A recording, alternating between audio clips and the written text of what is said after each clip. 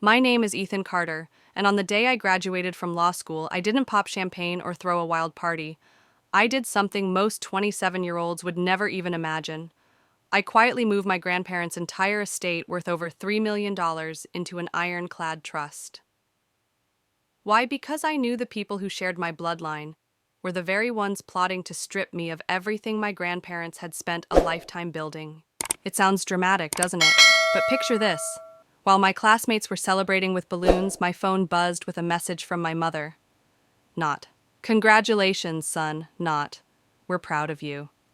Instead, it was, "Have you had a chance to look at your grandparents' property deeds yet?" That was my reality. Every smile from them carried a shadow. Every visit ended with the same question. "So, how much is the house worth now?" The truth is, my story isn't just about money. It's about betrayal. It's about what happens when the people who should protect you become the predators circling your life. And it's about the desperate promise I made that my grandparents' sacrifices would never be turned into a payday for the family who abandoned us. I still remember standing in my graduation gown looking into the crowd. Most students had parents waving proudly. I scanned the seats, but my mother and father weren't there. They had business opportunities that couldn't wait. What sat in their place front row were the only two people who had ever truly believed in me, Grandma and Grandpa. My grandfather clutched an oxygen tank, fighting through his failing lungs just to see me walk that stage. My grandmother, confused at times from early dementia, still clapped with unrestrained joy every time our eyes met. In that moment, I knew. I couldn't let their love, their entire legacy, fall into greedy hands. That night, while my classmates poured shots, I pored over documents. Pages of deed stocks, savings pieces of paper that could vanish with one signature in the wrong hands. I had seen it happen before. A neighbor, sweet old Mrs. Wilson, lost everything to her son, who manipulated her into signing routine forms. Within weeks, her life savings were gone. Watching her cry in court left a scar on me. I swore I'd never let my grandparents be another victim of that kind of betrayal. So instead of raising a glass, I raised a pen.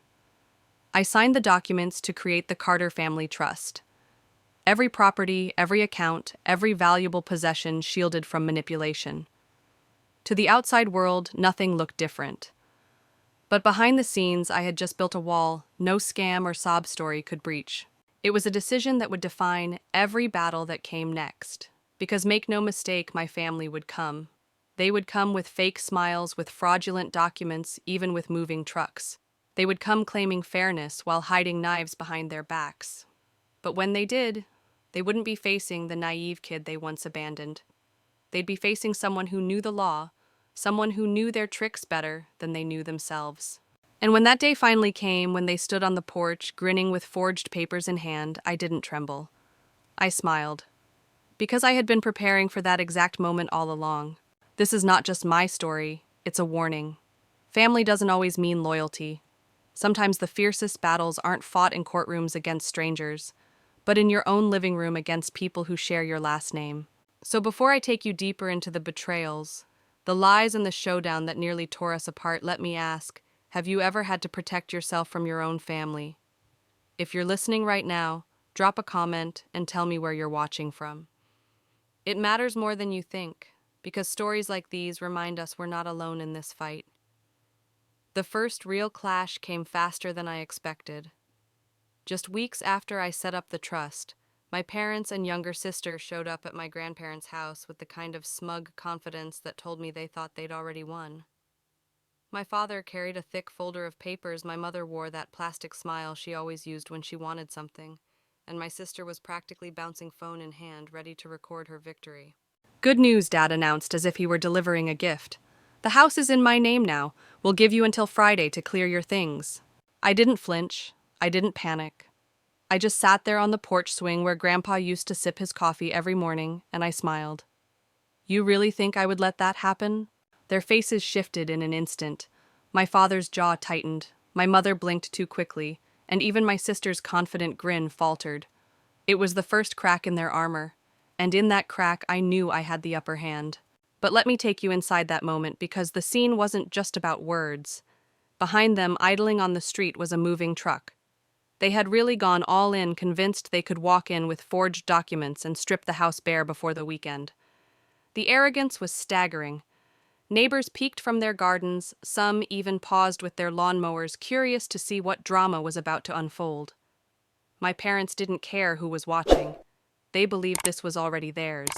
What they didn't know was that every step they took closer to that porch was being recorded on newly installed cameras.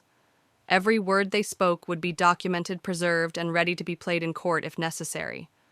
And waiting inside were people they hadn't expected: lawyers, a notary, and allies, who would make sure their performance ended in humiliation.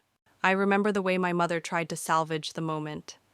"Ethan, sweetie," she cooed, her voice dripping with false concern. "We just want to help you.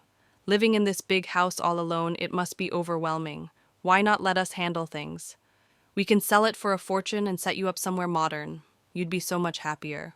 Her words might have swayed someone else, but I'd spent my life decoding those tones, those manipulations. I could see the greed shining in her eyes even as she tried to disguise it as care. Then my sister chimed in, twirling her hair like she was auditioning for sympathy. "It's only fair," she said with a pointed look. "Grandma and Grandpa wouldn't want you to hog everything. Family should share." Share. That was their justification. Share the wealth, share the history, share the love. Except when I was 5 years old and abandoned, they hadn't shared a thing. When bills piled up, when I needed someone to show up at school, events when my grandparents grew sick, where were they then? Now that everything was worth millions, suddenly sharing mattered. I didn't argue. I didn't explain. I just let them talk, let them reveal their intentions, while my smile grew sharper. Because here's the truth: when people show you who they really are, your best move isn't to fight their words. It's to quietly prepare the evidence that will destroy them later. And believe me, I was ready. So when they finished their little speech about fairness and family, I simply said, "Before you embarrass yourselves further, you might want to hire a real lawyer, one who can tell the difference between a forged will and an irrevocable trust." My father's face turned crimson. He waved his folder in the air like a sword. "Don't threaten me, boy. I'm your father. You'll respect me." Respect. That word stung, but not in the way he intended. Respect isn't demanded with threats, it's earned with loyalty, with presence, with love. All the things he had never given me. And in that instant, I felt a strange calm settle over me. I wasn't the scared child they used to intimidate. I was a lawyer now. I was the trustee of this estate. And most of all, I was the grandson who had promised to protect his grandparents' legacy at all costs. That porch, that house that day, it wasn't just a battleground over money. It was the line in the sand the moment I decided there would be no going back. Whatever storm they brought, I would meet it head on. And to those of you watching, before I dive deeper into how that storm broke, let me pause here and whisper something important. If you've ever had to stand up to people you thought you could trust, drop a comment below and tell me your story. And if this feels close to home, make sure you hit that subscribe button. Because trust me, you'll want to hear how this fight unfolded. Growing up, I didn't have the kind of childhood most kids picture when they think of family. I didn't wake up to parents making pancakes on Saturdays or cheering at my soccer games. My parents were gone, chasing money, chasing schemes, chasing freedom from responsibility. The people who actually raised me, who stood in the bleachers, who taught me right from wrong, were my grandparents. My earliest memories are of my grandmother humming in the kitchen, the scent of cinnamon rolls filling the air. She would tap me gently on the shoulder and say, "Rise and shine, little lawyer." At 5 years old, I didn't know what she meant, but her voice carried such certainty that one day I believed it. My grandfather was a man of patience. He took me to the pond at the park with a fishing rod that seemed twice my size. I tangled the line 100 times, but he never raised his voice. "Your word is your bond," he'd tell me later at night as we read side by side in his study. "Break it, and you lose something you can never buy back." That was his worldview, honor above everything. It was in that Victorian house, passed down through 3 generations, that I learned what family truly meant. Not bloodlines, not last names, but daily sacrifices. My grandparents weren't wealthy in spirit because of the estate. They were wealthy because of the way they poured themselves into me. Every book they bought instead of a new phone, every trip to a museum instead of a theme park, every quiet night reading together, they were shaping me, building me in ways I didn't understand until much later. When you're a kid, you don't realize the magnitude of those moments. You just know you feel safe. Safe when Grandma placed an extra muffin in your lunch bag. Safe when Grandpa checked under the bed for monsters. Safe when they showed up, always showed up. That safety became my anchor, something I clung to whenever the phone rang. And it was my parents on the line asking for money, not memories. Because, yes, they did call. Sometimes twice a year around Christmas, or when rent was due on some condo they couldn't afford. They'd show up with exaggerated hugs and questions like, "How's Grandpa's portfolio doing these days?" I was just a kid, but even then I felt the hollowness behind their smiles. They weren't there to see me. They were there to scout, to probe, to take. It wasn't always obvious to outsiders. On the surface, my parents were charming. My mom with her slick business pitches for miracle diet pills, my dad with his endless can't-miss investments. But behind the curtain, there were bankruptcies, unpaid loans, and a trail of people left worse off than before. I knew it, my grandparents knew it, and eventually the whole neighborhood knew it too. And then there was my sister. 7 years younger, she was the one they kept. The baby, the one they claimed they couldn't part with. She grew up watching their every move, learning entitlement, practicing manipulation until it became second nature. By the time she was a teenager, she had already stolen money from my piggy bank, smiling sweetly, as if it were nothing. I can still hear my grandmother's voice, gentle but firm. She should come live with us too. But my parents refused. They wanted her close because she demanded so little actual parenting. This contrast between the love that raised me and the neglect that defined them set the stage for everything that came later. It explained why I trusted my grandparents with my life, but never trusted my parents with a single document. It explained why I could sit calmly on that porch years later when they tried to steal the estate. Because I knew the truth, one side of my family built me up, and the other side spent decades trying to tear everything down. And as I tell you this, I want you to think about something. We often measure family by titles, mom, dad, sister. But ask yourself who showed up when you needed them, who sacrificed for you even when it cost them. Those are your real family, no matter what the DNA says. Looking back, those quiet mornings with muffins, those evenings with books, those long afternoons fishing, they weren't just happy memories. They were the foundation of the person I would become. They gave me the courage to fight later when the people who should have been my protectors turned into predators. And that's the irony, isn't it? My parents abandoned me at 5 years old, and in doing so, they accidentally gave me the greatest gift of all time, with the two people who taught me the meaning of integrity, love, and legacy. Because when the storm finally came, when greed showed up at my doorstep, I wasn't fighting alone. I was fighting with every lesson, every memory, every word my grandparents had etched into my heart. If you want to understand why the battle for the estate was inevitable, you have to see the stark contrast that defined my family. On one side stood my grandparents, the steady hands that fed, clothed, and guided me. On the other side were my parents and my younger sister, people who could sniff out money the way sharks scent blood in water. My parents floated in and out of my childhood like strangers who had the wrong address. They weren't present for milestones, but they always seemed to appear right before Christmas or around tax season. Their pattern was as predictable as clockwork: big hugs, exaggerated affection, followed by a round of subtle interrogation. "So how are Grandpa's investments doing this year?" my mother would ask as she slid her designer purse onto the kitchen counter. My father would chime in with comments about the housing market, the incredible demand for historic properties. And after dessert, the performance always ended the same way, with some heartbreaking story about unexpected expenses. A failed business deal, an urgent loan, a car that needed replacing. They'd take what they could promise repayment and vanish until the next crisis. It would have been sad if it weren't so transparent. By the time I was 10, Dad had already filed bankruptcy twice, dragging my mother through failed schemes like timeshares, miracle health products, and fake consulting firms. Their marriage wasn't a partnership built on love. It was a hustle, two con artists working the same grift and calling it family life. And then there was my sister, 7 years younger, the child they decided was worth keeping. Valerie didn't grow up with bedtime stories or lessons about honor.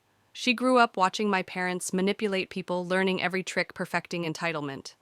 By the time she was 15, she was already stealing from my room, when she visited, smirking, when she thought she'd gotten away with it. I remember one particular visit that crystallized everything. My parents had dropped Valerie off for the weekend. At first, she was sugary sweet playing board games with me and pretending to help Grandma in the kitchen. But on Saturday morning, I found my piggy bank, cracked open bills, missing coins scattered on the floor. Valerie shrugged, her voice laced with the same nonchalance I recognized from my mother. You had extra. I needed it more.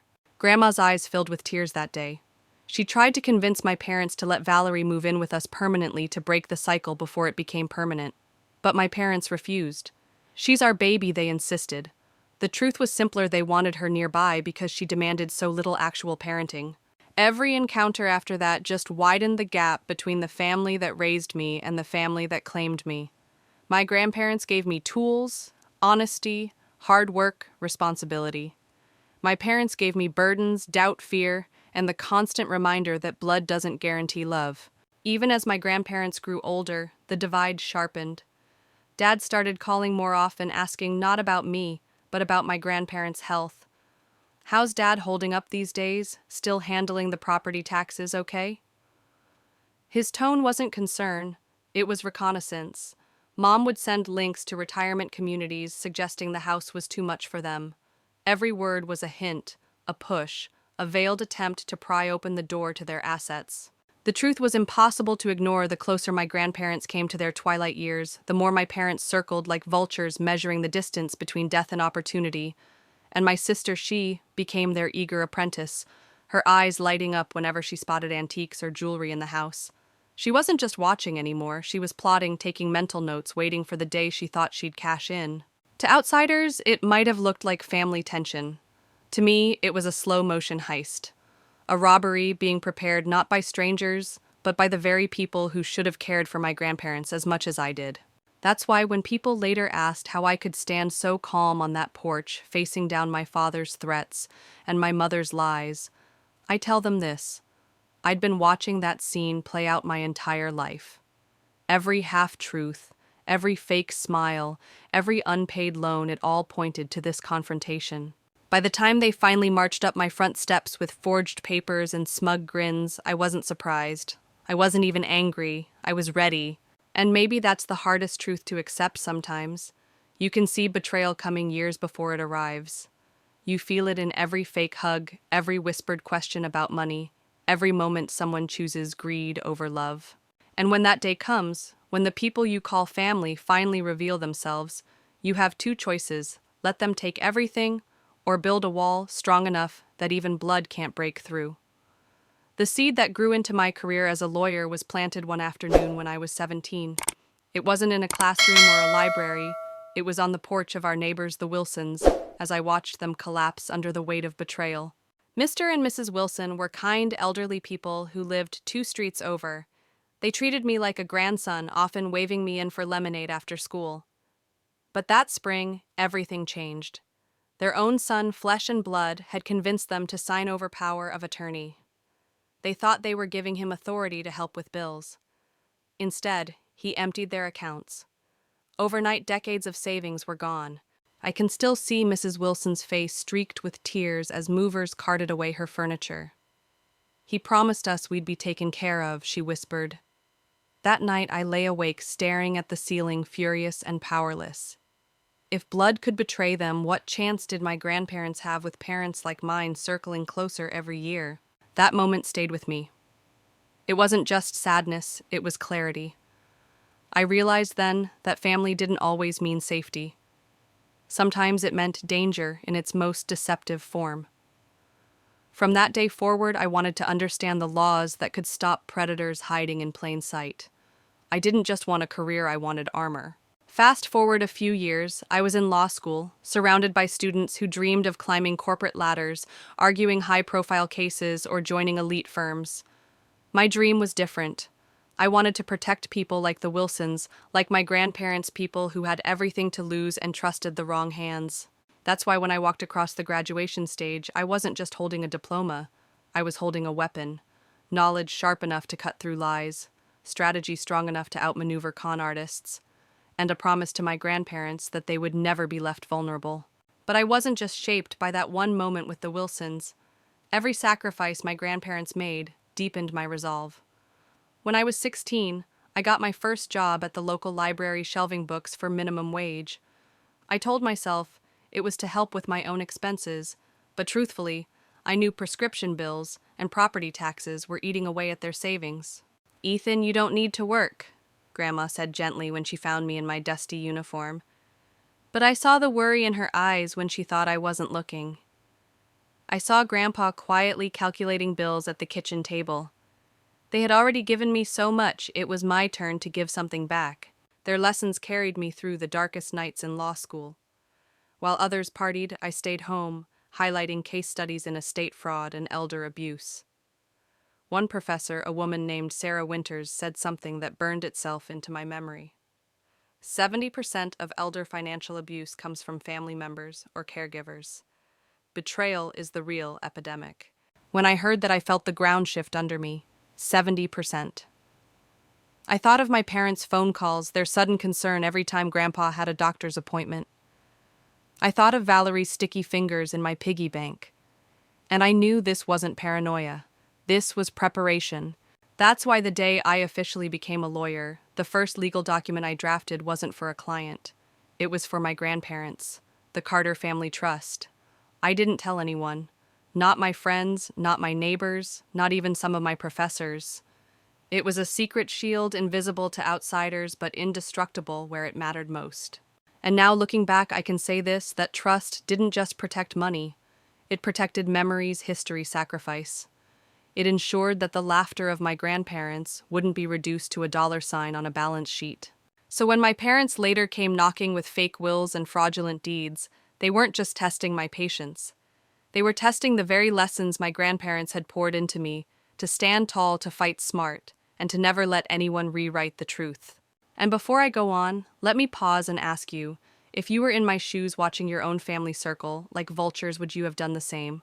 Or would you have trusted blood even when your instincts screamed not to? Drop your thoughts in the comments. I truly want to hear how you would handle it. Because the choices we make in those moments don't just define our future, they reveal who we really are. The warning signs were always there. It just took me a while to realize how dangerous they really were. As my grandparents' health began to decline, my parents' sudden interest in their lives became impossible to ignore. The calls started coming more often. At first, it seemed almost normal, my dad checking in, asking how Grandpa was doing after a doctor's appointment. But the questions always twisted, sliding toward money. Is he still paying property taxes on time? Has he talked to anyone about selling? You know, it'd be smart to cash out before the market dips. It was never about care, never about love. It was reconnaissance. Then came my mother's emails. Not letters filled with affection, but links to glossy retirement communities. She'd write lines like, "This place would be so much easier for them. Think about how much stress it would save you." But behind her words was another meaning. Sell the house. Free up the assets. Hand over the legacy. And Valerie, my sister, wasn't just watching anymore. She was testing the waters, slipping jewelry into her bag, when she thought no one noticed, asking questions about antiques, pretending it was innocent curiosity. I'd catch her running her fingers across Grandma's silver tea-set eyes, narrowing the way a buyer examines merchandise. It all escalated after Grandpa's first heart surgery. My father showed up that weekend, pacing around the living room, touching the walls, the furniture. He wasn't visiting a sick man. He was surveying property like a realtor with commission on the line. My mother, meanwhile, whispered to Grandma about how overwhelming the house must be for her. The moment I walked into the room, they clammed up, smiles plastered across their faces. The tension was unbearable. Every family visit felt like a business meeting in disguise. Grandma would twist her wedding ring, anxious but silent. Grandpa tried to brush it off. "He's still my son, Ethan," but his voice lacked conviction. Deep down, I think he saw it too. For me, the shift was like a storm front moving in. The air changed. Every phone call rattled me. Every email felt like another claw reaching closer. My classmates were worrying about exams. I was lying awake, wondering if my parents would convince my grandparents to sign away the house in a moment of weakness. And the scariest part, they almost succeeded. One evening, I was helping Grandpa on his computer when I stumbled across an email my father had forgotten to delete. It was addressed to a real estate agent, asking about comps in the neighborhood, calculating what our home might fetch on the market. My blood ran cold. He wasn't just fantasizing about it, he was making plans. I showed it to Grandma first. Her face crumpled. "He borrowed $50,000 years ago," she whispered. said he needed it for a business deal. He promised to pay it back, but when we asked, he got angry. Said we owed him for raising you. Her voice cracked as tears fell onto her hands. That night I knew I couldn't wait any longer. I had to act. Still part of me resisted. These were my parents after all. There was a flicker of hope. Maybe I was wrong. Maybe they wouldn't cross the line. But when I looked at Grandpa pale and exhausted, and Grandma wringing her hands as if trying to keep herself from unraveling, I knew. This wasn't paranoia. It was survival. That was the moment I began drafting the trust in earnest. Every late-night lecture about estate law, every case study I'd underlined about financial exploitation, they weren't abstract anymore. They were a playbook for saving the only family that ever truly loved me. The irony was suffocating. My parents thought they were circling in silence, waiting for the right moment to pounce. They had no idea I was already building the walls they would soon crash against. And here's the truth. When betrayal comes from blood, it cuts deeper than any stranger ever could. But it also makes you sharper, stronger. You stop waiting for loyalty to appear where it never will, and you start protecting what matters most. I hadn't told them yet, but the Carter family trust was already forming in my mind, brick by legal brick. And when the time came, I would be ready. The day everything snapped into focus was supposed to be ordinary. It was a Sunday late afternoon, the kind of quiet time when Grandma would normally be in the kitchen rolling out pie dough, and Grandpa would be in his recliner with the newspaper. But when I walked in that day, the air felt heavy like a storm had already passed through. Grandma sat at the table, her hands trembling as she clutched a letter. Grandpa's eyes, once sharp, once full of humor, looked hollow. He didn't even look up at me when I set down my backpack. Ethan, Grandma whispered, sliding the paper across the table. We need you to explain this. It was a draft contract, typed formal with all the right legal jargon. My parents' names were at the top, and so was Valerie's. The document was a proposal for a family asset restructuring plan. Innocent words masking a brutal truth. They wanted the house. They wanted control of the savings. They wanted everything. For a moment, I just stared at the page, the words blurring. Then my chest tightened. The trust I'd been secretly building in law school wasn't just a precaution anymore. It was the only barrier standing between my grandparents and financial ruin. I looked at Grandpa, frail but proud. Did you sign anything? His voice cracked. They brought it yesterday. Said it was to make sure you wouldn't be overburdened when we're gone. We told them we'd think about it. That was when I realized they were targeting me as much as them. My parents were trying to twist it to frame their scheme as some kind of gift. Ethan won't have to worry, we'll handle everything. But what they meant was Ethan won't have a say because we'll strip it all away first. I felt heat rise in my chest, anger burning through my veins. You can't sign this. Not now. Not ever. Grandma's eyes filled with tears. We thought maybe it would keep the peace. They're our children, Ethan. They're not acting like children, I snapped before I could stop myself. They're acting like predators. Silence hung between us. Then Grandma folded the paper as if trying to hide it from the world. That night, after they'd gone to bed, I sat at the kitchen table with my laptop. The sound of the old clock ticking was the only thing keeping me steady. I opened the file I'd been working on for months, the Carter Family Trust, and I made it real. I typed in their names, the property deed, the bank account details. I drafted clauses so tight no one could wriggle through. Every line was a wall, every signature a lock, and with every keystroke, I felt something shift inside me. This wasn't just about protecting assets. It was about protecting dignity. It was about saying you don't get to decide what love looks like. You don't get to rewrite our family's story. But make no mistake, fear gnawed at me. What if I wasn't strong enough?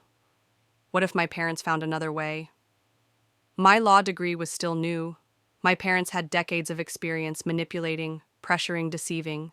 Yet I remembered Mrs. Wilson's tears years ago, the hollow look in her eyes after her son stole her life savings. I remembered swearing to myself I'd never let that happen again, not to the people I loved. That vow was my fuel. By dawn, the trust was finished. My grandparents didn't know it yet, but I had built a fortress around them. The house, the savings, their small treasures, untouchable. My parents could pound on the walls, but they would never break through. When I finally closed my laptop, exhaustion hit me like a wave. But under the fatigue was a strange calm. For the first time in years, I felt like I had the upper hand. And yet I knew the battle wasn't over. Signing the trust was only the beginning. My parents weren't the kind to slink away quietly. If anything, they'd fight harder. And I couldn't shake the thought, how far would they go to get what they wanted? The morning after I finalized the trust, I woke with a knot in my stomach. It wasn't just nerves, it was the sense that I had stepped into a game where every move counted and the other players were willing to cheat at any cost. I sat my grandparents down at the dining room table, sunlight streaming through lace curtains that had been there since before I was born. Grandma looked wary, her hands folded tight in her lap. Grandpa coughed softly, waiting for me to begin. "Listen," I said, keeping my voice steady. "I know you've been under a lot of pressure. Mom and Dad want you to sign that contract. But what they aren't telling you is it gives them complete control over your money, your home, everything." Grandma's lips pressed thin. "But they're our children, Ethan. Maybe they just want to help." I leaned forward. "Do you really believe that you've seen how they've acted? Dad's already contacting real estate agents. Valerie's pocketing jewelry like it's hers. That contract isn't help, it's theft dressed up as family care." The room went silent. Grandpa finally spoke, his voice trembling. "So what do we do?" I slid a stack of papers across the table. "This. I've created a trust. It locks the house, the accounts, all of it. No one can touch it without your permission. Not even me. If you sign, everything is safe." Grandma's eyes welled up. "Safe," she whispered, as if the word itself were fragile. But before relief could settle, reality crashed back in. My phone buzzed. A message from my mother. "We'll be by this evening. Have the papers ready." I felt my pulse spike. They weren't giving up, they were escalating. That evening, just as the sun dipped below the horizon, I heard the crunch of tires on gravel. A black SUV pulled up, doors slamming in practiced unison. My parents emerged first, polished and smiling like wolves in Sunday clothes. Valerie followed, clutching a leather folder too big for her hands. The living room felt suddenly small as they filed in. My father spread the contract across the coffee table with a flourish. "It's simple," he said, his voice dripping with feigned warmth. "This keeps everything neat and organized. No confusion for Ethan later." I stood between them and my grandparents. "They're not signing," I said flatly. My mother's smile cracked. "Ethan, sweetie, this isn't your decision. You don't understand how complicated these things are." "I understand perfectly," I shot back. "You're trying to steal from them." Grandma gasped softly, but my parents didn't even flinch. My father's eyes narrowed. "Watch your mouth. You think that little law degree makes you smarter than us?" Valerie piped up, voice sharp. "If they don't sign, it'll just drag out later. The courts will get involved." "Do you really want to put them through that, Ethan?" For a second, I felt my resolve waver. They were practiced manipulators, rehearsed in turning doubt into surrender. But then I looked at Grandma, clutching Grandpa's hand, fear etched into her face. And something inside me hardened. I walked to the desk, pulled out the trust documents, and placed them beside the contract. "They're signing these," I said. "Not yours." The room froze. My father's jaw tightened. My mother's hands clenched around her purse strap. Valerie's eyes flicked between the two stacks of papers like she couldn't comprehend losing. Then Grandpa, in his quiet, steady way, reached for a pen. His hand shook, but his signature was deliberate. Grandma followed, tears sliding down her cheeks. The trust was sealed. "You'll regret this," my father hissed, his voice low and dangerous. Maybe I would. Maybe the fight had only just begun. But in that moment, I knew something my parents didn't. They had underestimated me. They thought I was just the kid they raised, the one who could be bullied into silence. They hadn't realized I'd grown teeth. As their SUV roared away into the night, I stood at the window clutching the trust. My hands still shook, but not from fear, from resolve. The war for my family's legacy had started, and I wasn't backing down. I thought signing the trust would bring peace, a kind of invisible shield protecting my grandparents from everything my parents could throw at them. But the truth was, it only lit the fuse. Within days, the retaliation began. It started small, subtle, almost easy to dismiss. Valerie posted on Facebook hinting that I was manipulating Grandma, and Grandpa isolating them, keeping them from their true family. Old neighbors saw the posts shared, them whispered. Then came the phone calls. Aunts and uncles I hadn't heard from in years rang, voices sharp with accusation. "Why are you cutting everyone out? Why won't you let your parents handle things?" I wanted to scream, to shout the truth into the phone, but every time I bit my tongue. Explaining felt like stepping into quicksand. The more I tried to clarify, the deeper the lies pulled me down. One evening, after yet another call that left me shaking with anger, Grandma touched my shoulder. "Ethan," she said softly, "we know the truth. That's enough." But was it? The smear campaign escalated. My father, ever the strategist, found a way to weaponize his business contacts. Suddenly, rumors circulated in the community, stories about me flunking out of law school, about debts I didn't have, even about criminal investigations that didn't exist. It was character assassination, and it was working. I could see it in the way people avoided me at the grocery store, in the tight-lipped smiles that never reached their eyes. Then came the worst blow. One afternoon, a letter arrived in a crisp white envelope. Inside a formal notice. My parents were contesting the trust in court. They claimed undue influence, arguing I had coerced my grandparents into signing away their freedom. For a long time, I just sat there staring at the page, my chest heavy, my breath shallow. This wasn't just family drama anymore. It was war on paper. That night, pacing the living room, I felt my resolve tremble. The thought nagged at me, what if they win? What if the court believes them? Judges aren't immune to manipulation, and my parents were experts at painting themselves as victims. I almost gave in to despair. Almost. But then a different thought sparked. What if this is my chance? What if instead of fearing their tactics, I use this battle to expose them? That became my lifeline. I doubled down, digging into every precedent, every case of elder financial abuse I could find. I worked late into the night, my textbook spread across the dining table, notes scribbled in the margins. I wasn't just defending my grandparents, I was building a case that could rip the mask off my parents in front of the whole world. And in the middle of that storm, I did something unexpected. I picked up my camera. I started filming small clips, short, raw recordings of my grandparents talking about their lives, their choices, their reasons for signing the trust. Not rehearsed, not polished, just truth. I didn't know yet how I'd use the footage, but something told me it mattered. By the time our first court date loomed, I felt a strange mix of fear and anticipation. My parents thought this would break me. They thought dragging me into the legal arena would force me to fold. But they forgot one thing: this was my arena now. And to anyone watching this, let me pause here, because if you've ever been in a situation where people twist lies against you, where the people closest to you become your greatest threat, you know how isolating it feels. But you're not alone. Drop a comment and tell me if you've ever faced something similar, because trust me, there's power in speaking out. And if you're new here, hit subscribe. This channel is where we turn pain into strength, and you won't want to miss what happens next. Because next, the courtroom would become the stage where every secret, every lie, every buried truth about my parents would finally come to light. And deep down, I was ready to let the world see who they really were. The courthouse smelled like dust and cold marble, a mix of history and judgment.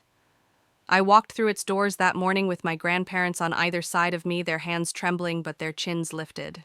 I could feel the weight of what we were walking into. This wasn't just a legal battle, it was our family's soul on trial. Inside, my parents were already waiting. My father in his tailored suit, his tie the color of blood. My mother draped in pearls, eyes glinting with false sorrow. Valerie sat beside them, scrolling on her phone, smirking as if she'd already won. When the judge called the session to order, my father rose like a man stepping into a spotlight.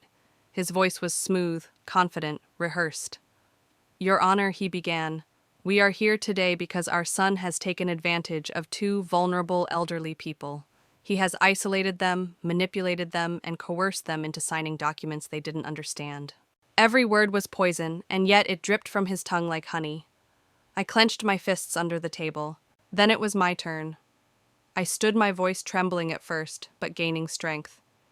"Your Honor, the truth is much simpler. My grandparents aren't victims. They're victims of my parents' greed, not of me. They signed those documents willingly after years of being pressured, threatened, and stripped of dignity. What I did wasn't coercion. It was protection." The judge's eyes flicked between us, unreadable. The trial stretched on for hours. My parents paraded their lies, producing friends who swore they'd seen me controlling my grandparents, keeping them hidden. They painted a picture of me as some scheming puppet master, twisting my grandparents into giving me everything. But then I called my witnesses. First, the neighbor who'd seen Valerie sneaking jewelry out of the house. Then the nurse who testified about my mother's harshness toward Grandma during hospital visits.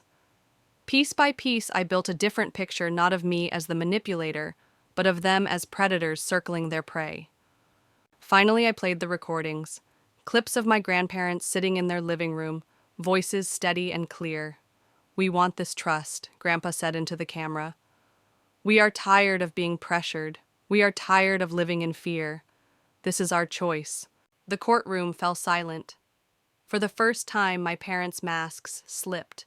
My mother's jaw tightened. My father's eyes narrowed to slits. Valerie dropped her phone, the clatter echoing in the stillness. The judge leaned forward. "This testimony is compelling," he said carefully. "I see no evidence of coercion. What I do see is a family in conflict, one driven by control and entitlement." Relief surged through me, but I kept my face calm. This wasn't victory yet, it was only the beginning. As the gavel struck to close the day's hearing, my father shot me a look so sharp it could cut glass. "This isn't over," his eyes said. And I believed him. Walking out of the courthouse into the bright afternoon sun, I felt both lighter and heavier at once. The trust had survived the first attack, but I knew better than to celebrate too soon. Predators don't give up when you block their path, they find another way around. Still, I had learned something important that day. Lies are powerful, yes, but truth, when spoken plainly, when backed by courage, cuts deeper than deception ever could. And if you're watching this stuck in your own battle with people who twist the truth against you, remember this: the fight is never easy, but standing for what's right will always matter. Stick with me. Subscribe if you haven't, because what comes next will show you just how far people will go when power slips through their fingers. Because court wasn't the end of my parents' war, it was only their opening act. If court was their stage, then what came next was their ambush. My parents had always thrived in the shadows, whisper campaigns, subtle threats, the kind of attacks that leave no fingerprints. But after losing ground in court, they switched tactics. They went public. It started with an op-ed in the local paper, written, of course, by Valerie, though published under some concerned citizen pseudonym. The headline screamed, "Greedy grandson exploits, elders, where is justice?" The article painted me as a parasite, leeching off my grandparents while playing the role of savior. It spread like wildfire, especially once my father's business associates shared it across social media. Soon strangers were knocking on my door, some with pity in their eyes, others with disgust. "Why would you do that to your grandparents?" one woman hissed at me in the grocery store aisle. My face burned. My throat tightened, but I forced myself to keep walking. Grandma, on the other hand, didn't. She clipped the article, folded it neatly, and tucked it into her Bible. "Let them print lies," she told me. "Paper burns. Truth doesn't." Her calm steadied me, but the storm outside only grew fiercer. One night, as I walked to my car, I noticed the tires had been slashed. Another morning, graffiti streaked across our garage. "Thief." My heart hammered each time, a mix of fear and fury. My parents had stopped pretending. But here's the twist: instead of hiding, I leaned into the light. I launched a blog. At first, it was just to document what was happening, our side of the story, in our words. But the response shocked me. Messages poured in from people across the country, sons and daughters, neighbors, even former caregivers. They shared their own experiences of elder exploitation, their own battles with families that turned toxic over money. I realized something powerful: my story wasn't just mine. It was part of a pattern too many people lived, but never spoke about. That gave me a new kind of fire. So I started posting videos, short, unpolished, raw clips, where I spoke straight to camera. I didn't just expose my parents' behavior. I talked about the larger problem, about protecting elders, about breaking cycles of silence. I spoke about fear and betrayal, but also about resilience. And to my surprise, people listened. That's when the threats changed tone. Valerie sent me a message late one night. "Stop talking or we'll make you stop." My hands shook as I read it, but I refused to delete it. Evidence, I told myself. Every weapon they used, I would turn into proof. The pressure built until I could hardly sleep. Some nights I lay awake staring at the ceiling, wondering if I'd gone too far. Was I endangering my grandparents by refusing to back down? Was I sacrificing peace for pride? But then one night at dinner, Grandpa reached across the table, his old hands warm on mine. "Don't stop, Ethan," he said, his voice quiet but firm. "For years we thought we had to suffer in silence. You've given us a voice. You've given us our dignity back." That moment changed me. It wasn't about winning anymore. It wasn't even about protecting the inheritance. It was about reclaiming freedom for them, for me, for everyone watching who had been silenced by fear. And I want to pause here speaking to you because maybe you're carrying your own storm. Maybe you've been slandered. Maybe you've been pressured to stay quiet. Don't. Share your story in the comments below. Speak it, write it, whisper it if you must, but don't bury it. And if you're new here, subscribe. This is where silence ends. Because the truth, my parents hadn't even played their deadliest card yet. And when they did, it wouldn't just threaten my reputation. It would threaten everything I thought I knew about myself. I thought the worst they could do was smear my name, maybe drag me through endless court hearings. But what came next hit harder than I ever imagined. It was personal, it was calculated, and it was meant to destroy me from the inside out. It began with a phone call late at night. My cousin, the only one in the extended family who still spoke to me, whispered urgently into the receiver, "Ethan, they're digging into your past. Old school records, old employers. They're building something." At first I laughed bitterly. What past? I've never even had a speeding ticket. But then the first email arrived. An anonymous account sent my boss a packet of evidence photos doctored to make it look like I'd stolen equipment from work, falsified documents showing I'd mismanaged funds. My job called me in for questioning. The humiliation was suffocating. Sitting across from HR, watching them leaf through pages of lies about me, it was like drowning in quicksand. I knew where it came from. My parents had money connections and a ruthless daughter in Valerie who knew her way around Photoshop better than anyone. I left that meeting shaking my chest tight, my future suddenly fragile. When I told my grandparents, Grandma's eyes filled with tears. "They'll stop at nothing," she whispered. Grandpa, however, only clenched his jaw. "Then we stop pretending this is just about money," he said. "This is war. But here's the thing about war, you can't win if you only play defense." So I gathered everything, every threatening message, every doctored image, every neighbor's testimony. I hired a forensic expert to tear the fake documents apart, layer by digital layer. Slowly, I built a case not just of innocence, but of targeted harassment. And while all this unfolded, I kept posting. The blog, the videos, they weren't just my outlet anymore, they were my shield. Each time they hit me, I hit back with transparency. I laid out their tactics, showed my audience how lies are crafted, how power is abused. And something incredible happened. Strangers rallied. Lawyers offered free advice. Digital security experts volunteered their time. People who had been silent victims for years wrote messages like, "Seeing you fight makes me want to fight too."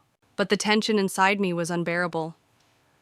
Every night as I locked the doors and checked the windows, I asked myself, what if they're right? What if people believe them more than me? Because let's be honest, once a lie is spoken, it leaves a stain. Even when you wash it clean, some people only remember the dirt. One night, unable to sleep, I sat on the porch with Grandpa. The summer air was heavy, cicadas screaming in the trees. He lit his pipe, took a long drag, and said, "Ethan, you can't fight this battle to be liked. You fight it to be free. Freedom doesn't come from everyone believing you. It comes from you refusing to bow even when they don't." Those words sank deep. And I knew this was no longer about clearing my name. It was about refusing to let them cage me with fear. And before I take you deeper, I want to say this directly to you, watching. Don't underestimate the power of your own voice. Comment below if you've ever had someone twist your story into a weapon against you. Your truth deserves daylight. Because here's what I didn't know that night on the porch: my parents weren't finished. They had one more move, one so dark that when I discovered it, I realized the fight wasn't just for dignity or reputation anymore. It was for survival. I woke the next morning to silence, too much silence. Normally my phone buzzed, nonstop messages from supporters, comments on my videos, updates from the lawyer. But that day, nothing. Not one notification. Confused, I checked online. My blog was gone, deleted, my social accounts vanished. Every post, every video, every piece of evidence I'd shared wiped clean. Panic shot through me like ice water. This wasn't a glitch. This was a strike. My parents had pulled their darkest card yet. Later, I learned how they'd filed bogus complaints, claiming I was spreading false information, harassing elderly family members, even inciting threats. They had money, lawyers, and influence. They knew exactly how to manipulate the system. Platforms took down my accounts without question. It was devastating. My voice, my shield, my lifeline, it was gone overnight. I sat at the kitchen table staring at my dead phone while Grandma brewed coffee in silence. Finally, she set the cup in front of me, her hand resting gently on mine. "They want to silence you," she said, "so you make noise louder than ever." But how without my online platforms I felt like a ghost. That's when Grandpa of all people gave me the answer. He shuffled into the room holding a stack of old flyers from his union days. Back then, he said, when they tried to shut us down, we printed truth on paper. We put it in hands. We knocked on doors. We marched. At first, I almost laughed. Paper flyers in 2025. But then it hit me the point wasn't the medium. It was the persistence.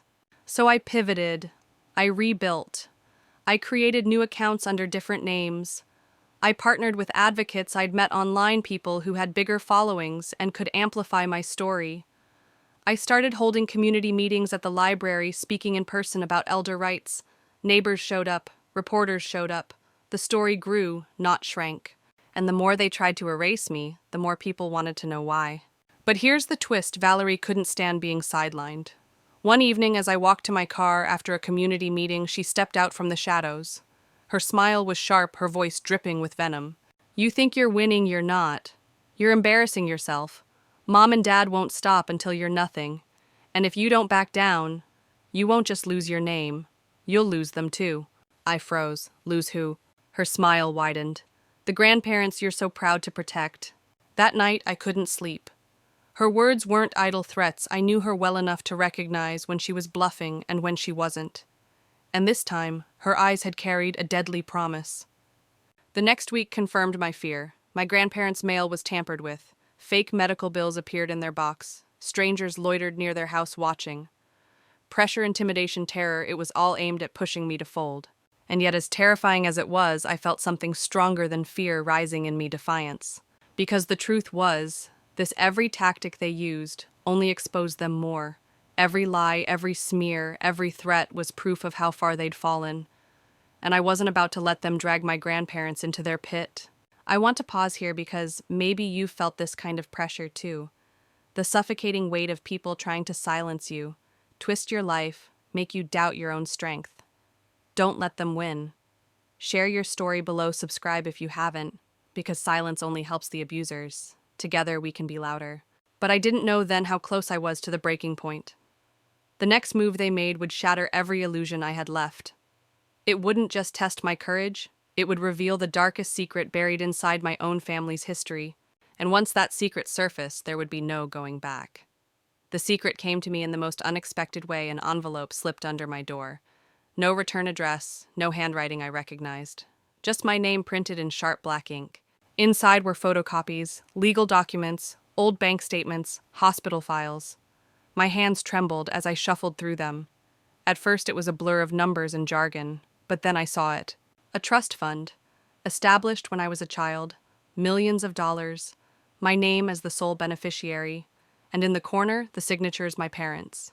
Except, they weren't signatures of love, they were signatures of theft. The documents showed a trail money siphoned accounts, drained transactions hidden in shell companies. For years, they had been feeding off what was rightfully mine. I sat there in stunned silence. My parents hadn't just disowned me. They hadn't just smeared my name. They had stolen my future before I even had a chance to live it.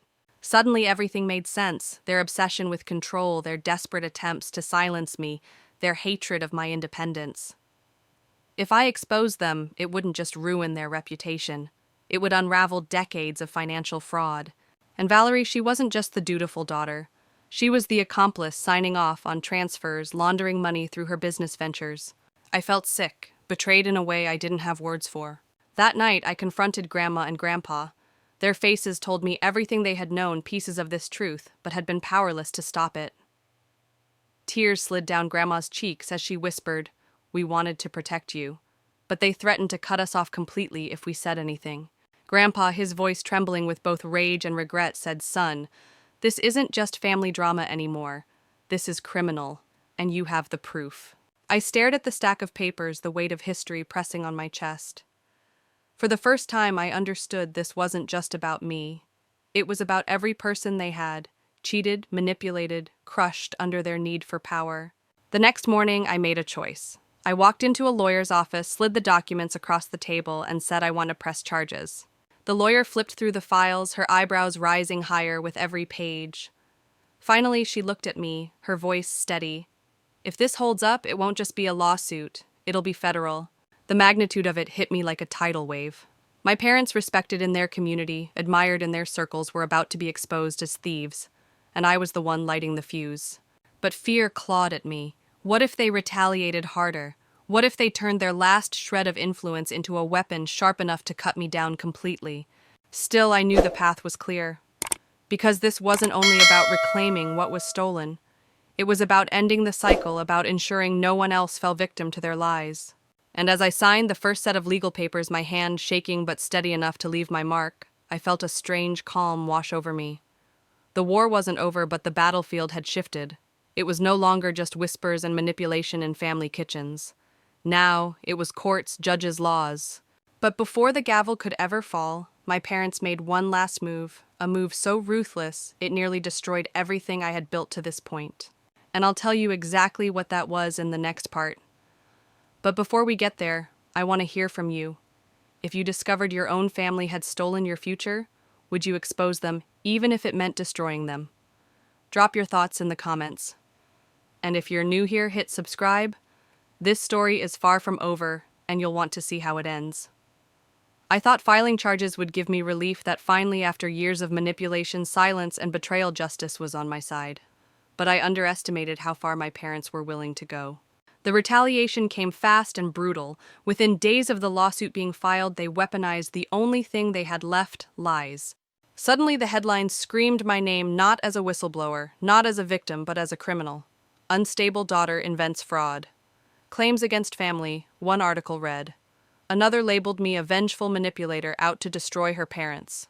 Valerie went on camera, crocodile tears streaming down her face, claiming I'd always been jealous, always been unstable, painting me as a danger to the very grandparents I was protecting.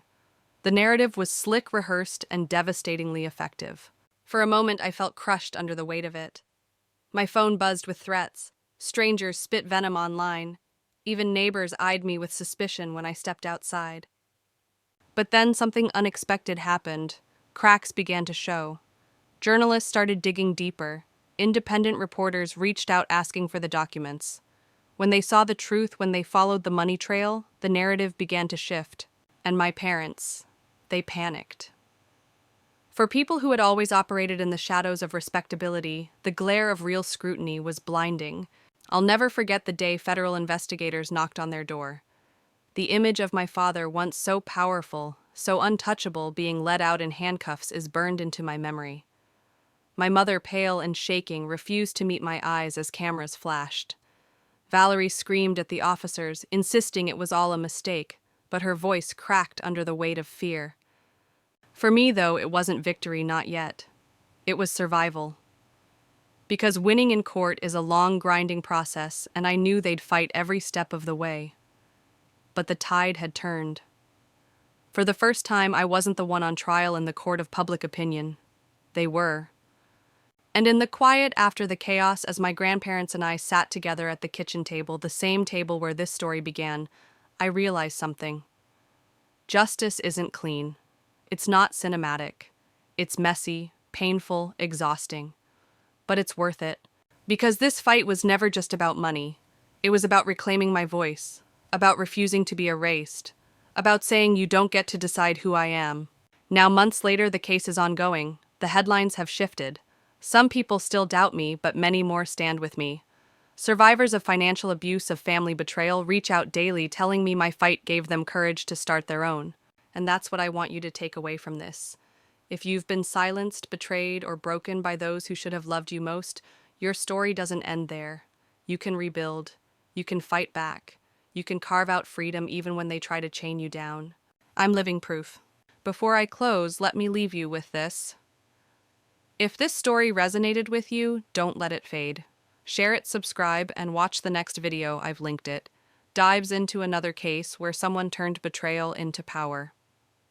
Because every time you watch, every time you comment, you're not just supporting me, you're amplifying a truth that people like my parents work hard to bury. And together we make sure it can't be silenced. And maybe that's the greatest justice of all, not just exposing the abusers, but refusing to let their lies define us ever again. When the dust finally settled, I found myself sitting in the garden behind my grandparents' house, listening to the wind rustle through the oak trees. The chaos of lawsuits, headlines, and betrayal felt far away in those moments. What remained was something quieter, something I hadn't felt in years, peace. I watched my grandparents laugh softly as they watered the roses, their faces lined not just with age, but with survival. They had carried secrets for so long, and now in the light of truth, their burdens seemed lighter. For the first time, I felt like we were truly a family, not one bound by lies, but by resilience. The lesson was simple, yet profound. Family is not defined by blood, but by trust. The people who love you will never demand your silence.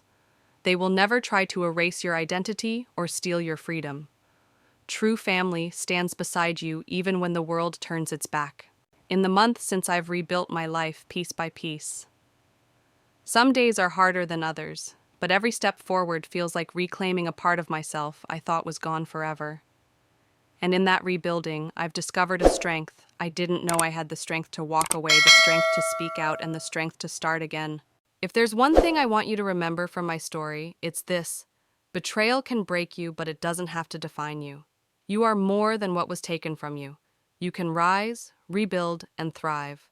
And if my story has given you even a spark of courage, then it was worth every painful step.